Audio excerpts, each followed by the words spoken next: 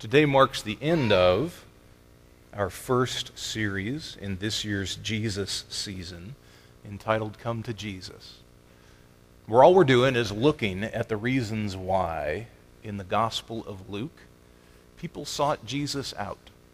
Why did they change their routine and their usual daily rhythm to inconvenience themselves to seek after Jesus? Because odds are what you'll find is it's the same reason that people like you and I seek after him too. And as that video said, so often what you'll find is when people sought out Jesus, what ended up happening was a collision of lives, where part of them was blown into pieces. And from that, God was able to make something new, something far more beautiful than they imagined. Today we're going to end with a story that comes late to us in Jesus' life. In fact, we know that it's only several weeks away from his crucifixion. This is a story that we are told happens in the city of Jericho. Jesus has come down to the southern part of Israel, down the Jordan River, which is in the eastern part of Israel, and he's headed up to the west, to the capital city of Jerusalem, where he will minister for a last week, and he will be tried and he will be executed. And in the town of Jericho, we are told that this happens. You know this story. Hopefully today you may appreciate it and what it has to offer about the collision that comes with Jesus a little bit more. Jesus was passing through Jericho, and there was a man there named Zacchaeus. He was a chief tax collector, and he was rich. He was trying to see who Jesus was, but on account of the crowd, he couldn't because he was short in stature. There was a man named Zacchaeus, and he was a chief tax collector, and he was rich. Okay, here's who Zacchaeus was. Zacchaeus was a tax collector. There were very few more hated people in Jesus' day and time in Israel than tax collectors. Here's why. They were Jewish people who worked for the Roman Empire. The Roman Empire being the great foreign power that occupied their land. And tax collectors' sole job was to extract from the occupied people the taxes required by the Roman government. That would be bad enough. That would make you a traitor to your own people. But it went further than that. A tax collector, because they had the weight and the power of the Roman Empire behind them, could say that you had to pay them whatever they wanted. So the Roman Empire could say, we would like 20% or 30% or 40% of every single family's income to help support the empire. And the tax collector could say to you, I'd like 50 or 60 or 70. And the excess goes into my pockets. There are no more hated people in Israel than Zacchaeus and tax collectors. He was a chief tax collector, which, if you'll allow me to use the mafia analogy, makes him the godfather. What that means is he's in charge of a whole bunch of tax collectors, and they all pay up to him. When it says in the story in Luke 19 that he is a rich man, that is an understatement. This is a member of the 1%. This is somebody who has multi-millions of dollars. He could very easily have 10, 20, 100 million dollars, or the modern equivalent thereof. This is how much Jewish people despised tax collectors. You, as a good Jewish person in the Old Testament, were taught not to lie. It was one of the 10 commandments. You may know that. There's one exception to that great commandment taught in Judaism in Jesus' day. Don't lie to anybody, but it's okay if you lie to tax collectors. Seriously. Everybody was encouraged in the religion of Judaism in Jesus' day to give to the work of their synagogue, their church, or to the poor.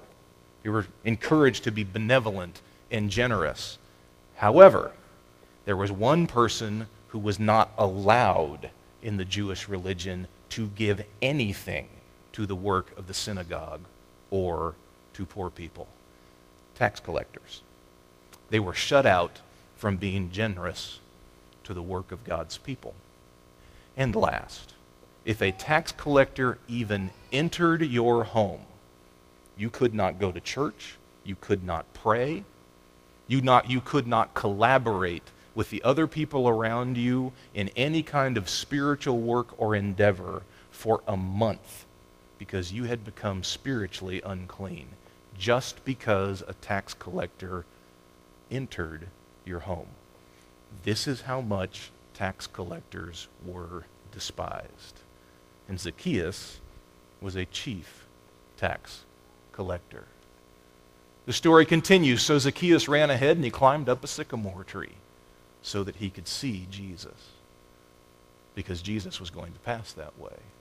And when Jesus came to the place of that tree, Jesus looked up and said to Zacchaeus, "Hey, hurry and come down, for I must stay at your house today." Okay, you understand, right? Given the context, what I just told you, no other person in his culture, certainly not a religious leader like Jesus, had ever said that to Zacchaeus. Come down out of the tree. I want to go to your house today. So Zacchaeus hurried down. Yeah, I bet he did. Probably fell out of the tree. He was so surprised. And was happy to welcome Jesus into his home. All who saw it began to grumble and said, "Jesus has gone to be the guest of one who is a tax collector." Remember I told you the timing of this story. This is very late in Jesus' life.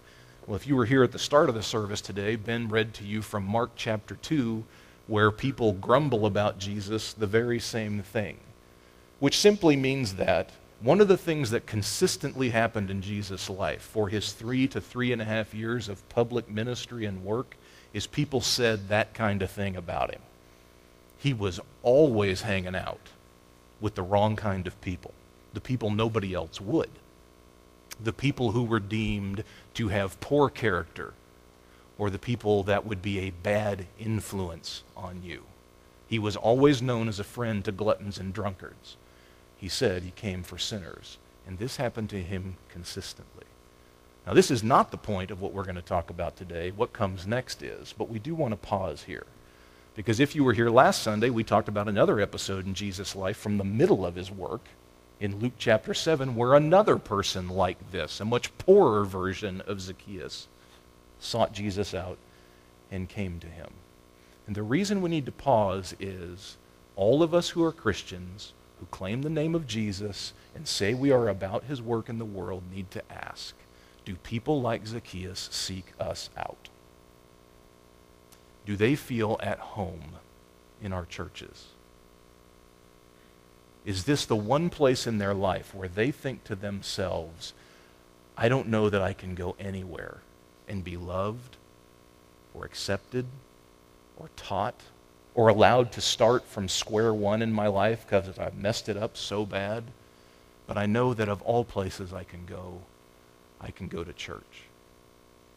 Does my life as a Christian, do our ministries as churches resemble the accusation that was lobbied at Jesus for his entire life? He was a friend to sinners and people like Zacchaeus.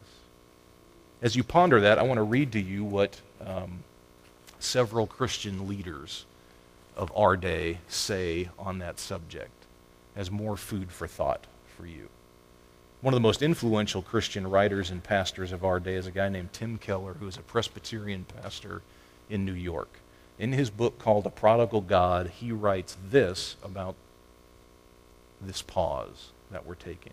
Quote, Jesus' teaching consistently attracted the irreligious while offending the Bible-believing religious people of his day. However, for the most part, our churches today do not have this effect.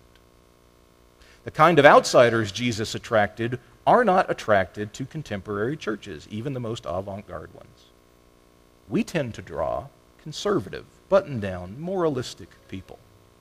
The licentious and liberated, or the broken, or the marginalized actually avoid church. That can only mean one thing to me. if the preaching of our ministers and the practice of our parishioners do not have the same effect on people that Jesus had, then we must be not declaring the same message that Jesus did. If our churches are not appealing to the lost, the hurt, the flawed, and the undone, then they must be more full of spiritually smug, self-satisfied people than we like to think. You think that's true? It's certainly not an accusation of me toward you or anyone else, but do you think that Keller's characterization is true? Do we have Zacchaeus in our midst? Do they know they can come here if nowhere else?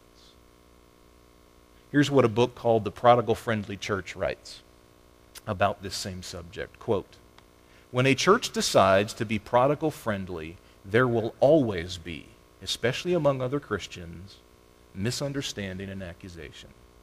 Grace always offends. A prodigal friendly church may well create quite a stir, refusing to bow to the social expectations that churches be stacked with apparently nice people. But we must do more than marvel at Jesus' spectacular risk-taking with people. We are called to emulate it." Is your life one that attracts Zacchaeus? Is our church one that attracts people like Zacchaeus? That's a powerful thought, one I hope that doesn't leave you soon. That, however, is not the point of today, because last week very well we could have said that given the subject matter. This is the point of today. So Jesus goes to Zacchaeus' home. Zacchaeus had never had a rabbi or religious leader or religious person, for that matter, in his home.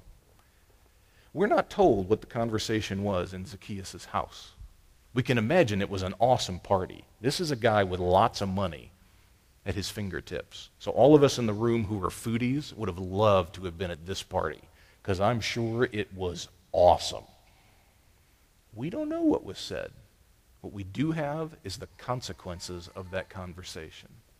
Just the mere presence of Jesus in his home caused Zacchaeus to do this. After Jesus was in his home and dining with him, he said straight to Jesus, "Look, half of all I have, I'm going to give to the poor. And if I have defrauded anyone," which he had a lot, it's his vocation, "if I had defrauded anyone out of anything, I will pay back 4 times what I took." Little cultural context on what Zacchaeus is doing here, or how it would be interpreted by, heard by, the people who are around him. First, in Jesus' day, you were taught as a Jewish person that if you wanted to be really, really generous, the max amount that you should ever give toward anything, your synagogue, a person in need, was 20% of whatever your income was. Anything above that, you were taught, was actually wrong. It was unwise and it was imprudent. You shouldn't be more generous than 20%. And Zacchaeus, because of his encounter with Jesus, said, "I'm going to give half." So he went well above that. In the Old Testament and in Jesus' day, Jewish people were taught that if you did defraud someone or bilk somebody out of some money, then you owed them 20% above and beyond the original amount that you stole from them. So if I took $10 from you, I owe you 12. This was the customary way of doing things in Jesus' day. Yet Zacchaeus goes way past what was customary. He said, "I'm going to give you 400 times what I took. If I took $10 from you, I'm going to give you 50. The 10 I took and 40 more." What's interesting is Zacchaeus imposes on himself the highest possible penalty in the Old Testament, in the law written there in the scriptures that would have governed Jews of the day. And it was the amount that a cattle rustler had to give back to the person he stole the cows from. He had to give back 400% beyond the amount that he took. Again, excessive. Jesus' presence in this man's life, this marginalized man's life, caused him to respond in extraordinary, spectacular, outlandish ways to the people around him. Specifically, in two excessive ways. The first is, the presence of Jesus in his life caused Zacchaeus to respond with excessive generosity. Excessive generosity. He's going to give half of what he has away. And he has a lot. He basically just promised Jesus that he is going to give away the modern equivalent of millions of dollars to the poor in his community and around.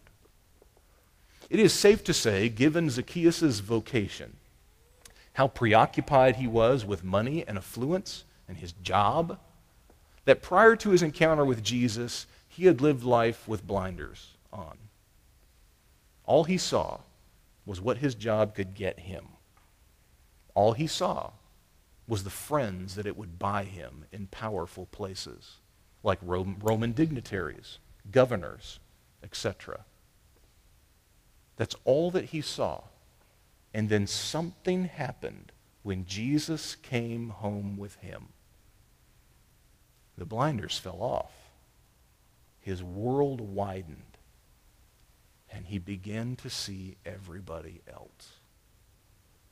And he saw that instead of taking and having as much as he could, he had so much more that he could turn outward and give to others. Now, truth be told, Zacchaeus' life may have changed a little bit, but he was not going to be uncomfortable because of this decision. It is very likely that the 50% that he's going to give away is still going to leave him a millionaire. Now, the next thing that he does may not.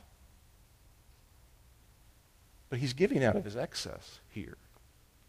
And I know, we think to ourselves, but I'm not Zacchaeus. I am not a member of the 1%. There's probably nobody who attends this church who is a member of the 1%. What we do know is that Jesus affects us the same way. It is, in fact, that second great commandment of Jesus that you and I take to be our church's mission, that we are going to live our life with our eyes and hearts open to our neighbors. And we will believe, as it says in Genesis chapter 4, that we are our brother's keeper. We are responsible for them, not just ourselves. What excess do you have that you can give other people? Because this is how Jesus affected Zacchaeus. What excess do you have? Here's one. You have an excess amount of experience, both good and bad. You have vocational experience. You have experience at things around the house. You have experience at your hobbies. You have experience at parenting. You have experience in church in some cases, both good and bad. You have experience in Christianity. You have an excess of experience, even if you're 30 or 25. To someone else, you have an excess of experience. Do you live your life with your eyes open, ready to give out of the excess of your experience to those around you that you see need it? Because the truth is, you and I are going to walk through the next week, and we are going to rub shoulders with people who need exactly what you have to offer. They need your compassion. They need your understanding. They need your wisdom. They need your practical help with something at their home. They need your help with their kids because they can't figure them out. And on down the line it goes. Are you ready, like Zacchaeus, to give out of the excess that you have? But see, this can be tangible too. Look around your home when you go home. Look in your garage. Look in your storage shed. Look in your basement. And ask yourself, what do I have here that I don't need? That I don't actually use? Do I have 2 of something? That's your excess. And what you need to do is be willing to live this week, this month, this year, the rest of your life like Zacchaeus, with an open heart and open eyes, saying, this is my excess from which I can give. And all I want is for God to make it clear to me that when I run into people who need exactly what I have, that I can see it and then I have the courage to act. That is your excess. This is not necessarily about money like it was for him, because he had tons of it. Are you willing, like Zacchaeus, to allow Jesus to effect in you a life of excessive generosity from all that you are? Want a few other things that you have an excess of? You have an excess of time. Now, it doesn't feel that way because how we as Americans choose to spend our time. But we all have the same amount of time at our disposal. You can choose out of the excess of that amount of time to give it other places. When those chances come, when people need a relational investment from you, may you respond like Zacchaeus and say, I will give excessively from my time. You have an excess of energy. It doesn't feel like that, I understand. That's a subject for another day. All of us have personal energy from which we live our lives and give to our families and our friends and our jobs. What if you made the choice, like Zacchaeus, instead of giving all that energy to the people who are already around you in your life, to have some, so that you could give out of your excess to someone you don't even know yet when they come along in your life? You have excess just like I do.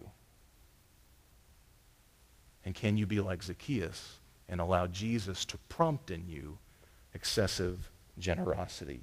That, however, is not the most extraordinary thing that Zacchaeus did. It is the other thing that he did. Zacchaeus, after encountering Jesus, this man who was willing to love and invest in the marginalized and the outcast, said, yes, I am going to give half of what I have away. But here's the other thing I'm going to do. Every person I've defrauded as a tax collector, I'm going to pay them back 5 times. I'm going to give them back what I took and then give them 400% more than that. For every $1 I took from them, I'm going to hand them a 5. This, by the way, would have made him tumble out of the ranks of the 1%. He went from being upper crust and upper class tumbling down into the middle class because of this act. This would have affected him deeply in a socioeconomic way. But let me suggest to you that Zacchaeus has an understanding of apology, of I'm sorry, that sometimes eludes us 2,000 years later. Think of the last time you apologized to somebody for something. What was it? Let me suggest to you that oftentimes, I don't know, the majority of times, seems to be a safe way of saying it, you and I apologize for small things, inconsequential things, like, Dad, I'm sorry that I drank the last Diet Coke from the fridge. Who cares? Son, there are so many more things in your life you need to be sorry for. I'm kidding. I'm sorry I used the last of the black pepper.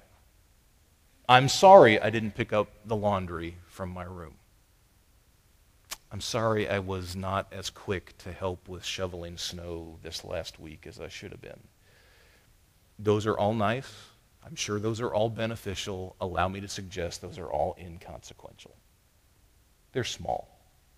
They're trivial.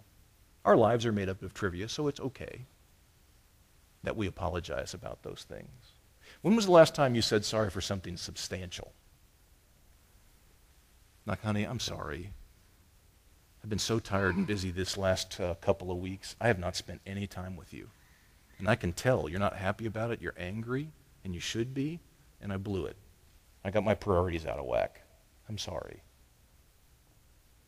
When was the last time you had an apology like that? Again, let me suggest that those don't happen as often.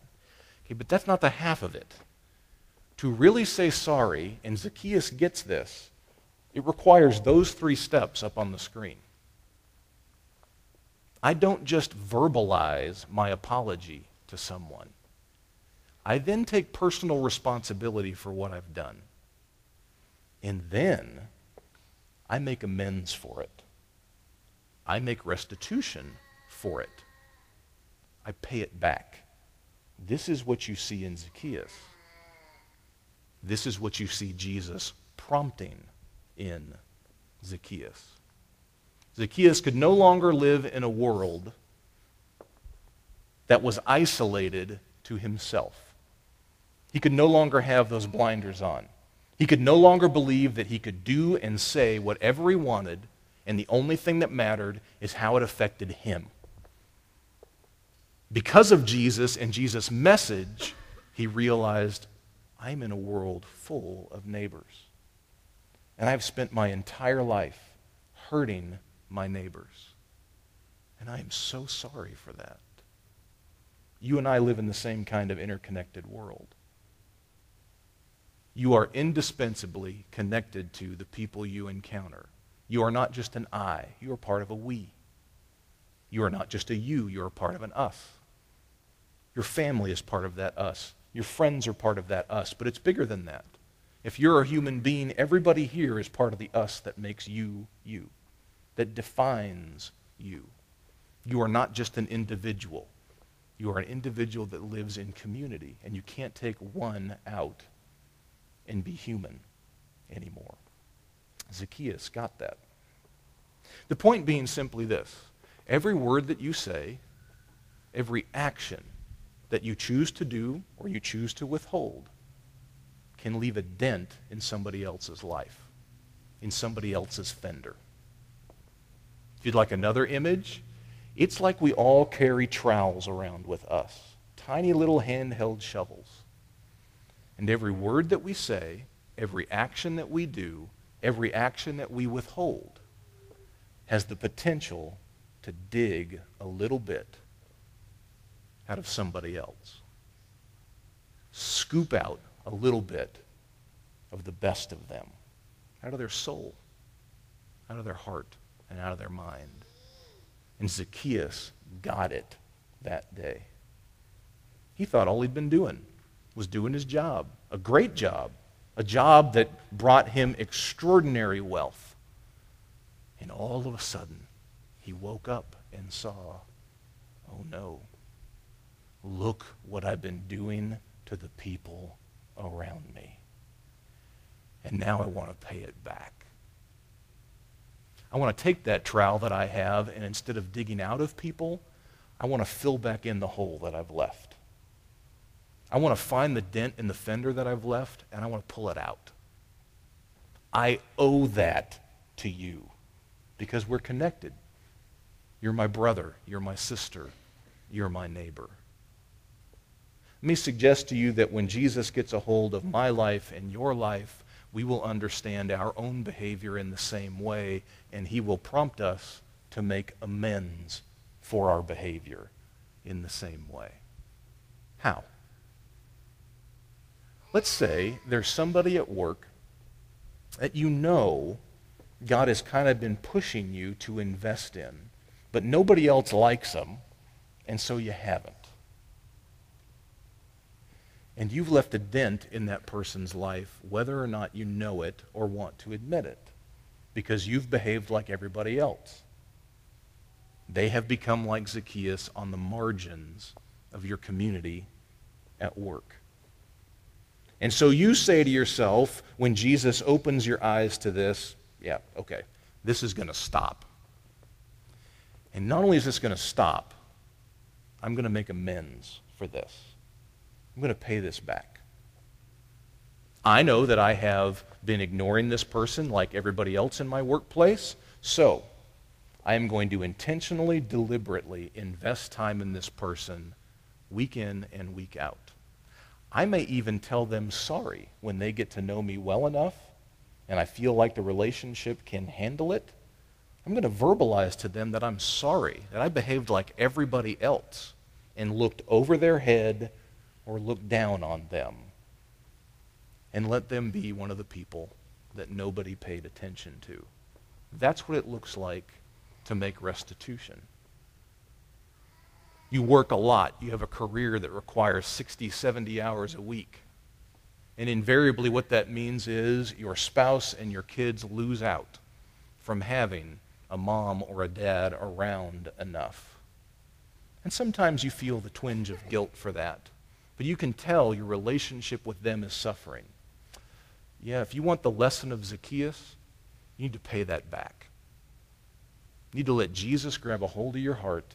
You need to make restitution for that. You can decide how. Will you take some time off from work? And will you find a way to deliberately, intentionally invest it in your marriage and your kids? Yeah, that's what I mean. Have you been living your life having a hard time making ends meet? And what that has caused you in part to think, well, I don't have anything financially that I can give to God's work. Because I have a hard enough time paying my bills. I get it. I'm sympathetic. But maybe God someday will get a hold of you and you realize, wow, maybe I should have been living on a little bit less so I could give away a little bit more, like I see in the person of Zacchaeus. But it's maybe not enough to say sorry about that. Maybe you need to make restitution for that. Maybe you need to figure out, okay, if I'd have given away just a little bit more in the last year, it would have been this amount. And so what I'm going to do in the next month is I'm going to find out how I can free up that amount of money. Then I'm going to give it to somebody or something or some organization that I think is worthwhile. I am going to make restitution for the dent that I've left. Have you spoken poor of somebody? Maybe not even to them, but to somebody else. Make restitution for it. You know how you do that? Speak positively to them. Pull the dent out of the fender that you've left. This is the genius. This is the brilliance of what Jesus spawned in Zacchaeus. It is not enough to say sorry. God knows we need to do that more. No, you owe, and so do I. Every time we choose to act in a way that hurts others, every time we choose to speak in a way that demeans others, every time we speak in a way that seems superior and makes others inferior, we owe. We owe them. You need to allow God to prompt in you ways for you to creatively make amends for those errors. This is what you see in Zacchaeus. The great English actor Freya North once said, "You will not be defined by your mistakes. You will be defined for how you make amends for your mistakes." That's what you see in Zacchaeus. This is how the story ends, by the way. Zacchaeus goes to the tax collector's house and prompts this massive shift in focus in Zacchaeus.